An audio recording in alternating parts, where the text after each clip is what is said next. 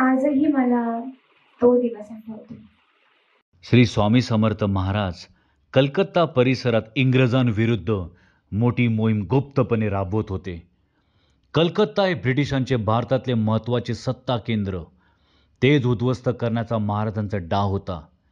संन्याशी फकीरांच्या जत्यासोबत वावरणारे महाराज हे बंडाचे व सर्वस्व कारस्थानाचे मूर्खे आहेत हे इंग्रज अधिकाऱ्यांच्या लक्षात आले होते. हिंदुस्थानी क्रांतिकारांच्या मनात द्वेषाची आग भडकवणारा हाच तो देशद्रोही याची पक्की खात्री पटल्यावर पोलिसांच्या मदतीने लॉर्ड कनिंगहॅम यांनी महाराजांना पकडून आणले. स्वामी समर्थ महाराजांना ते अनेक वेळा पकडायचे, जेलमध्ये टाकायचे. पण महाराज ते ब्रह्मांड नायक. महाराजांना पकडल्यानंतर ते काही क्षणातच अदृश्य व्हायचे. परत लॉर्ड कनिंगहॅमची चिडचिड व्हायची. तो सर्वांना रागवायचा, वॉर्निंग द्यायचा आणि परत ते शोध घेऊन स्वामी समर्थ महाराजांना पकडून ते जेलमध्ये न्यायचे. जेलमध्ये नेल्यानंतर वेगवेगळे ब्रिटिश अधिकारी लॉर्ड कनिंगहॅम महाराजांना धमक्या द्यायचे. पण त्या धमक्यांचा काही परिणाम महाराजांवर व्हायचा नाही.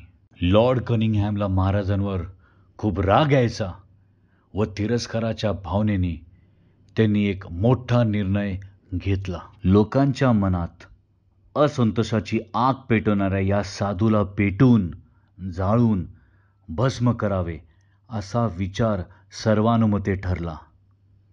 त्यानुसार कलकत्त्यातील एक भल्या मोठ्या मैदानात मध्यभागी एक चिता रचण्यात आली.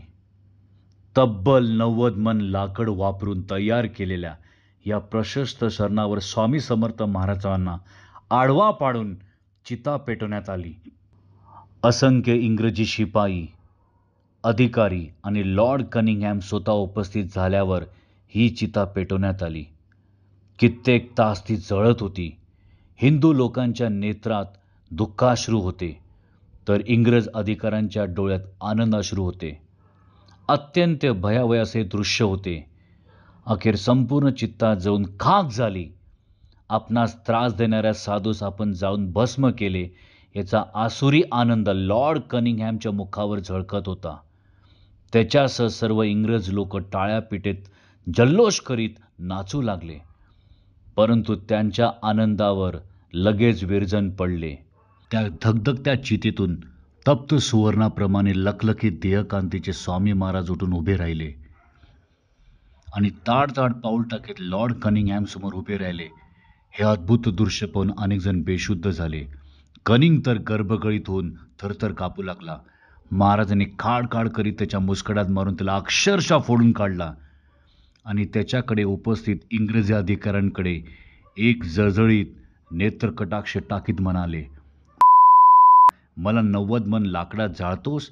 आजपासून 90 वर्षांनी तुम्हाला इथून तोंड काळं करून पळावे लागेल.